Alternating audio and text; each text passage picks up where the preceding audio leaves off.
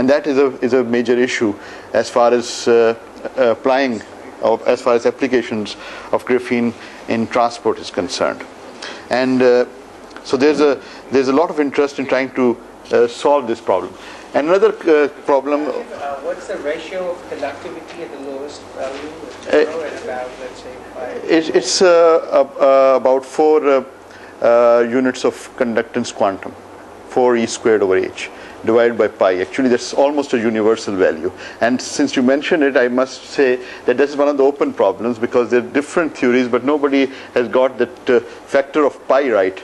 It's like 4e²/pi(h) is the value, and nobody's got that pi factor right. So it's the case of the missing pi, as they say in the field.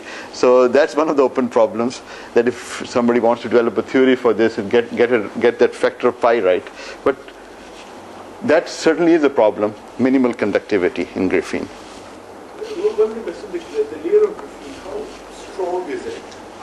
How strong in what sense? In the sense, I read somewhere that to break through a single layer of graphene, it will take an elephant standing on a head of a pencil. I mean, because of these sigma bonds, it's a very strong system. But the thing is that you can actually bend it in the vertical plane, but stretching it is much more difficult. But it has one of the highest Young's modulus. If you want, I can give you the value of that. So the question is how to sort of develop a band gap, because that is one of the reasons that semiconductors are so useful in the microelectronics industry. Graphene doesn't have a band gap. That is what gives it such unique properties like line tunneling and so forth, and chirality properties. But when it comes to applications in microelectronics industry, you need to have a band gap. So the first, one of the major issues and one of the major drives in the graphene field is developing or engineering these band gaps. Like I mentioned here, since graphene is a semi-metal with no band gap in its intrinsic form, it cannot be used as a replacement material for silicon and other semiconductors. Since the discovery of carbon nanotubes, there's been a sort of a dream, because carbon nanotubes have a lot of very interesting properties in terms of transport, and to sort of find a material which can replace silicon, some carbon-based material people are thinking. Now with graphene, with the isolation of graphene and finding that it has a lot of those interesting properties, people are also thinking of graphene as a very suitable candidate. But for that to happen, we have to sort of solve this issue of the band gap. Like I said earlier, the electric field effect is impressive in graphene. Minimum conductivity is a serious obstacle to desired on-off ratios. Again, this is basically you're trying to develop like CMOS kind of. Yes, FETs, exactly. But what if pure amplification applications, like amplifiers, yes, for which you really don't worry about? Well, exactly. But see the basic elements of most of the microelectronics. Yes, you have. Yes.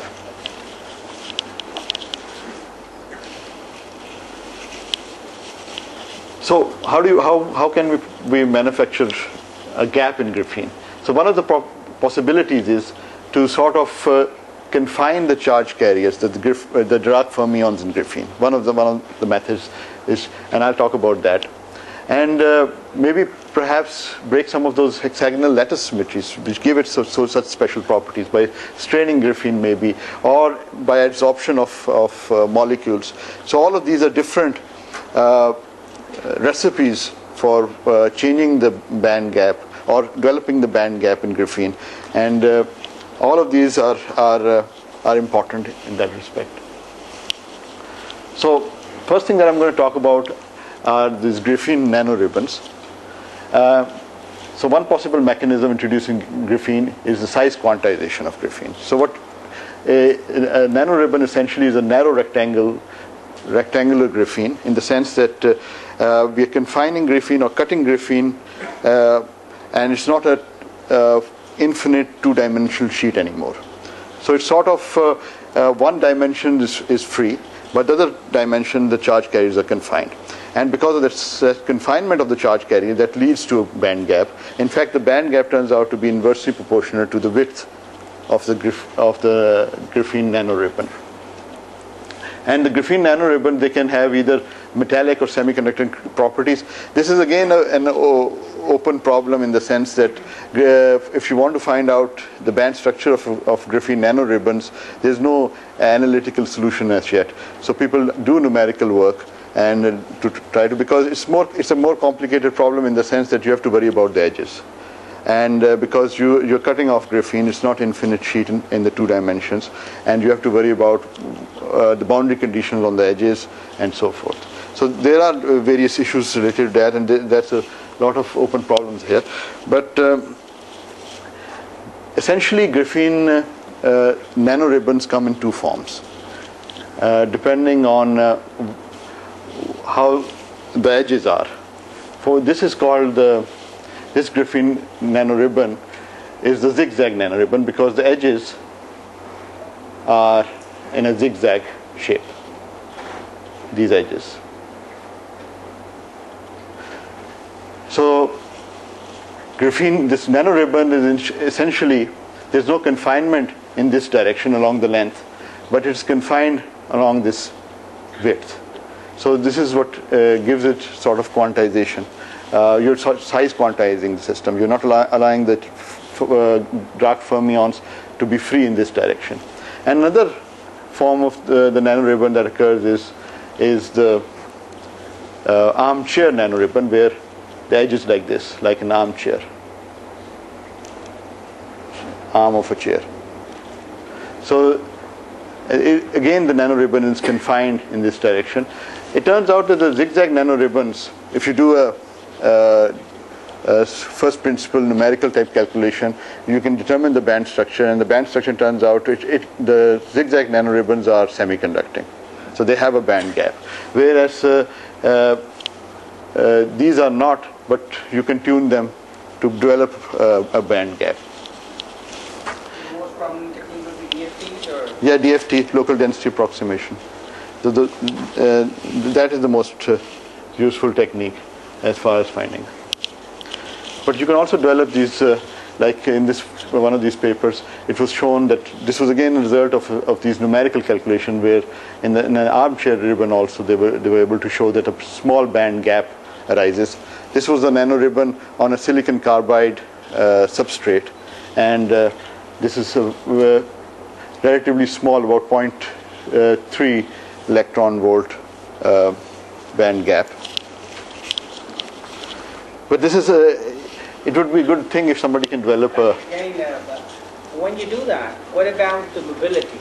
You know, you're talking about 120,000 centimeters square volt per second, but when you introduce the band gap, obviously they have changed the material drastically. So what happens to the mobility? As far as these materials are concerned, the nanoribbons, they still have the Dirac-like spectrum close to it, but you have a band gap separating them. So the mobility is uncompromised? Uncompromised.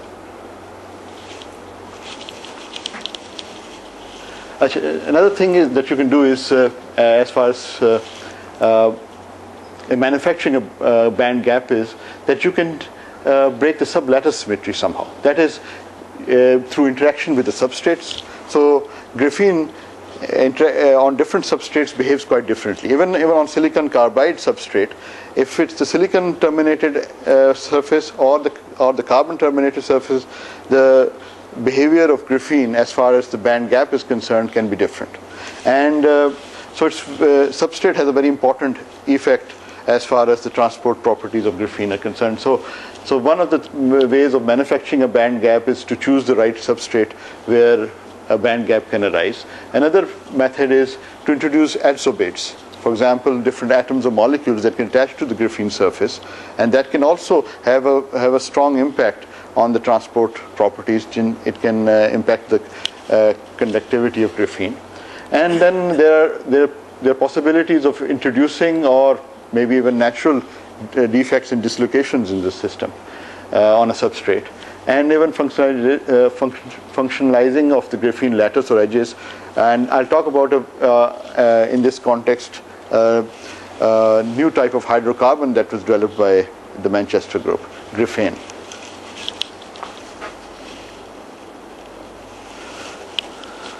So essentially, if you have this on a silicon carbide, if you have an interaction with a substrate like silicon carbide, this is an RPS image, angle resolved photo emission spectroscopy, where you can find the band spectrum.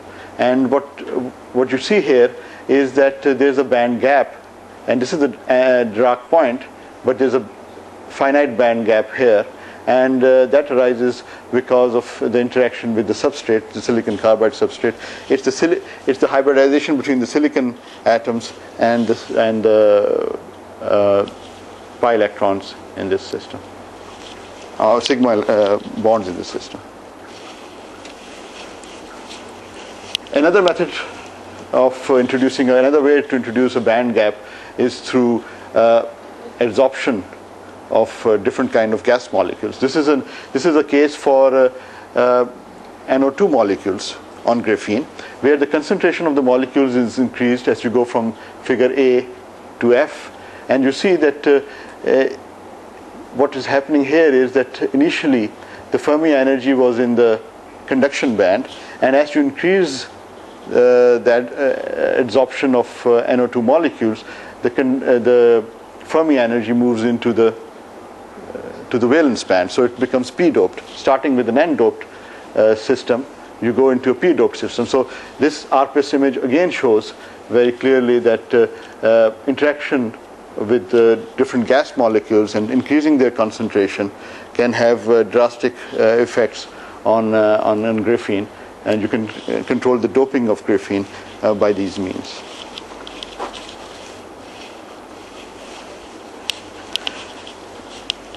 And in this context, we can even go from graphene to graphane.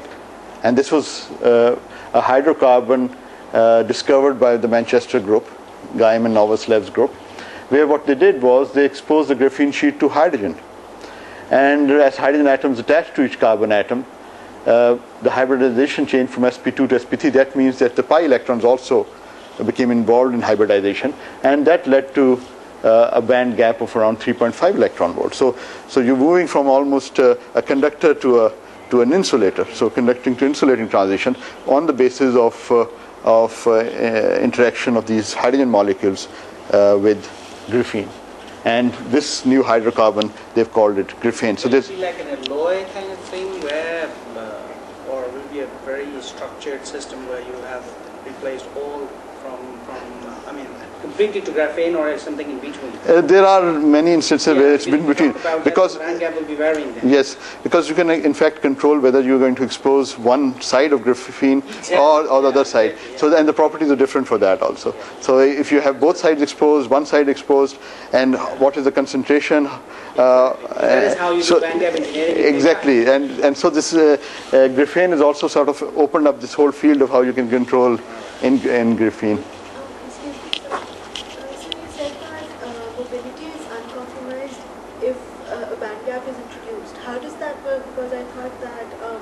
The absence of a band gap is what makes... Now, if you have the Fermi energy in the conduction band, even if there's a band gap, then you have essentially an n-doped graphene. It will have the same mobility as it had earlier. So in that sense. Or if you have it in the P band, in the valence band, you'll have p-doped. So in both cases, it would be the same. Now, another aspect of this is that defects they found can also lead to magnetism in graphene.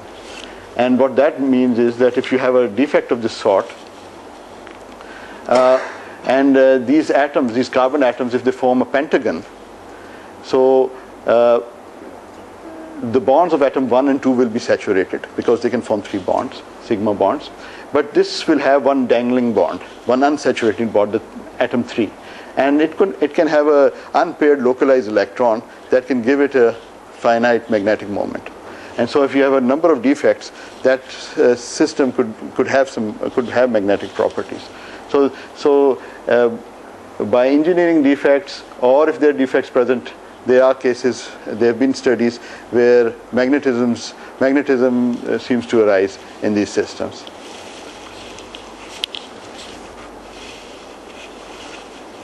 Another aspect of recent study, I mean, that's again an open problem, because there's a lot of theoretical work is required if somebody is interested in that. There's a lot of theoretical work required to understand magnetism in these systems.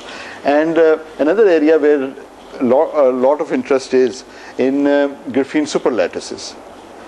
In semiconductor physics, since the pioneering work of Esaki and Su in the early 70s, there's been a lot of research on semiconductor superlattices, where you can grow heterostructures of semiconductors which are superlattices, and they have very special properties, like they show Bloch oscillation, negative differential conductance, and so forth. So there's a lot of interest in trying to see if some new phenomena can arise in graphene. And what people have done is that when we talk about a graphene superlattice, what that means is that we are subjecting graphene to a periodic electrostatic potential. The question is, how would you go about doing that?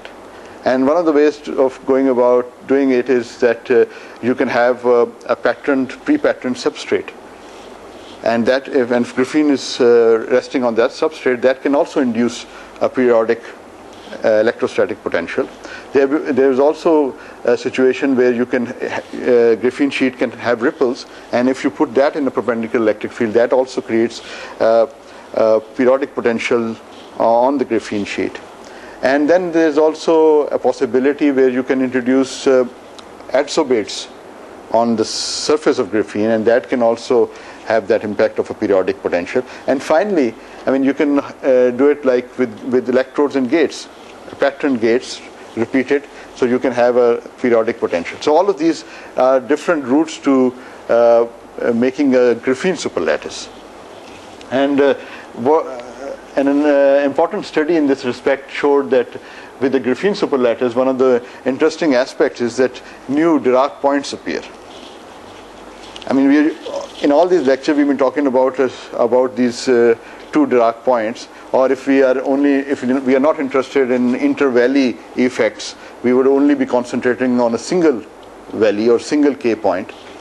But now with a superlattice, with a periodic electrostatic potential, what one finds is that graphene can have multiple Dirac points. You can have devices like DED, transfer electron devices. Yes. If you have multi-valley Multi-values. So in this paper by Marvin Cohen's group at Berkeley, what they were able to, this is sort of like a cartoon of a superlattice, where the period of the lattice is L, and the width of the barrier is, because you have this periodic potential, so you have this barrier, and you have a period because it's periodic, and the period is taken to be L, and the barrier height is, or the barrier width is L by 2, and without this, and the amplitude of this periodic potential is taken to be U0. If U0 is 0, it vanishes. You have this Dirac point, a single Dirac point, if you're concentrating on a single valley, and but what happens if you increase the amplitude of the periodic potential? It is in terms of EL, where EL is in terms of the Fermi speed and the length, and Fermi speed and the period. So, but if it has a finite value, what you can find is that you have additional Dirac points at the same energy, of course. But what happens is that you have these Dirac points at the same energy, but they're shifted in the ky direction. They have the same kx value, but they're shifted in the ky direction. In fact, they show, they did a numerical calculation. What they show is that that if this is the amplitude of the potential, and it's a function of this integer n, and as you increase this integer n by one integral value, the Dirac points jump by 2. So you can control the number of Dirac points by increasing the amplitude of the periodic potential. Obviously, there are certain constraints as far as that's concerned, but this is an interesting work, and what they do is, in this work, in order to actually give experimental signatures of these additional Dirac points, they also do a calculation of the Hall conductivity. And they find that the Hall conductivity is sort of different from what you would obviously obtain from a single valley or a single Dirac point. And recently there were experiments that seemed to confirm there, but there's no definite word yet, but there were recent indications of experiments where they confirmed their work. Another aspect of this graphene superlattice is what these Fertig and Bray, what they've done in this work was that they looked at the same superlattice where they had a periodic potential, but like I said earlier, the way to generate this periodic potential was that they have rippled graphene. In many instances, what you find is that graphene can be rippled, can have ripples on its surface, and if you place that in a perpendicular electric field, one can show that there's a planar periodic potential in one dimension. And their experimental realization was that if you put a graphene sheet which is rippled in multiple capacitors, what you can have is sort of a graphene superlattice. And once you do that, and you look at its this is one of those problems that can be analytically solved. And what they did was this: if you have Vx as a periodic potential, you would get the results of additional Dirac points that Cohn's group in the previous slide obtained. But what they did was they additionally included a position dependence in the amplitude also. And if the position dependence in the amplitude is periodic, what they find is that the Hamiltonian takes the form of the Dirac Hamiltonian in a magnetic field. So they interpret it as effective magnetic fields generated when you have this kind of a configuration. That's another area where there's a lot of interest to see what transformations lead you to different kind of Dirac Hamiltonians, and what are the physical situations for it. So this is what they found. This was like the band structure, and these are the multiple bands, and you see this is the original Dirac point, and now you have these shifted Dirac points that we talked about earlier in terms of the earlier slide. And what they find here is they interpret this is that if you look at these positive energy bands, the first and the second one, and you take their ratio, if you take their ratio and if they are the Landau bands, then the ratio n2 over n1 will give you a square root of 2, and they interpreted that as the Landau band structure for graphene, because graphene, as you remember, the energy eigenvalues go as square root of n. So this is system, because it's a two-dimensional system. It's a two-dimensional system, yes. And another thing that they were able to show was that even the Fermi velocity in the x and y direction can be tuned by the amplitude of the potential. So that is also useful to modulate or control the speed of Dirac fermions in graphene in various directions. And that leads us to our next discussion, which is velocity modulation graphene. This is another area which is of a lot of interest, because people want to find out that, like electromagnetic and mechanical waves their velocity can be spatially modulated in, for example, photonic band gap structures and so forth. Can you do the same with graphene? I mean, that is one of the questions people have. And in that respect,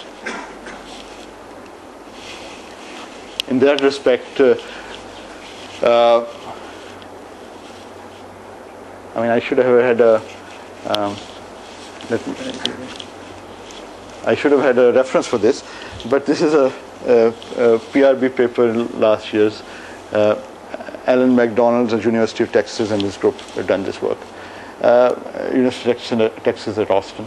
So what they did was that they now included a velocity barrier in graphene, and that means that in certain region you have a different velocity compared to other. And that's the question: how would you achieve that? That's another question that we'll come to later. But what needs to be kept in mind is, if you look at the Dirac massless Dirac 2D Hamiltonian that we talked about yesterday, you cannot just put VR, V as a function of position and try to obtain the result, because it would not be a Hermitian operator. So the Hermitian operator has to be constructed as such, and these are the Dirac spinners, and you can define an auxiliary spinner and solve this transmission problem. It's not very difficult to do. This can be done. And what they found was this. This is the graphene sheet with 3 different regions, where one region has a different velocity. These 2 regions have the same velocity, and this has a different velocity. This quantity here, xz, is the ratio of the velocities, and they were able to show that in terms of the incident angle, the transmission probability goes as such, and they were even able to obtain a sort of a quantum version of the Snell's law in this. And they were able to show that for incident angle 0, which is normal incidence, you can get complete transmission probability 1, which is Klein tunneling. But as you go beyond a critical angle, you get total internal reflection and so forth. So this was the kind of work that had been done earlier for acoustics and optics, and now this area is developing very fast in graphene. So I have a reference. Yes, this is the reference. Another area which is of a lot of interest is that if optical lattices can be used to study properties of graphene. As you probably know, that optical lattices and cold atoms placed in optical lattices are a very useful area as far as condensed matter physics is concerned, because you've got a lot of control over the different parameters in optical lattices. That is, you can control the interaction between the particles. That means the hopping amplitudes you can control, the number of particles on a lattice site, and all those kind of things. You've got a lot of control in optical lattices. And there was a recent paper where they showed that if you have three coplanar lasers pointing in relative to they're at an angle of 120 degrees relative to each other, this you see has a symmetry of the graphene sublattice. You can develop an optical lattice which has hexagonal symmetry. So if you place cold atoms at the minima, they will be at the minima of this hexagonal lattice, and you can, by changing the intensity of these lasers, and you can you're essentially controlling the height of the barriers, these barriers, and so you can sort of like effects of strain and effects of the change in hopping amplitude, in other words, and even you can the interaction. If you place 2 of them, can you get an insulating state in like the Hubbard type models? You can test all of those things for graphene if you in an optical lattice. So this is another area which a lot of interest is from an experimental point of view. I mean, then there are quantum dots. Obviously, there's a problem with graphene because you cannot really confine the electrons in graphene. They have it's very difficult to control them because of Klein tunneling. To confine them electrostatic barriers. But what happens is that people have used lithography techniques. Let me just show lithography techniques to develop these kind of quantum dots. And this is sort of like a dream, but not really yet they've been able to achieve that, where they can have an all graphene circuit, where you have even the contacts, graphene contacts, and a central region where the electrons, the graphene electrons, are sort of like confined in a very small space, which can be taken as a quantum dot. And so all of those properties that were studied for semiconductors, quantum dots, so this is another area where a lot of interest is. So with that, I just come to the end of it. I'll just mention one thing, that there are a few electronic devices which are already reaching the market, in a sense. One of the things is that we found that and talked about the room temperature quantum Hall effect. And since it's at room temperature and you're getting a quantum mechanical effect at room temperature, that makes it very significant. Maybe not yet, but perhaps in the near future, people will find applications of the quantum Hall effect in graphene because of its because it occurs at such high temperatures, the room temperature. And then IBM group has already demonstrated a 100 gigahertz transistor, graphene transistor. So I mean that's great, and now people are talking about terahertz transistor. So that is one thing that is already there. Then the Manchester group has already developed single molecule detectors. Like I was mentioning earlier, that adsorption of molecules can have an important effect on the conductivity properties of graphene, and so they can work as sensors. And then you have these 30-inch graphene films for transparent electrons, and this was developed by people in Korea. And Samsung is probably going to bring this in the market maybe next year. And these will be touch screens which are also flexible, and that's how it. So there's a lot of potential for graphene, and a lot of interesting physics associated with it, and hopefully we learn a lot from it. Thank you very much.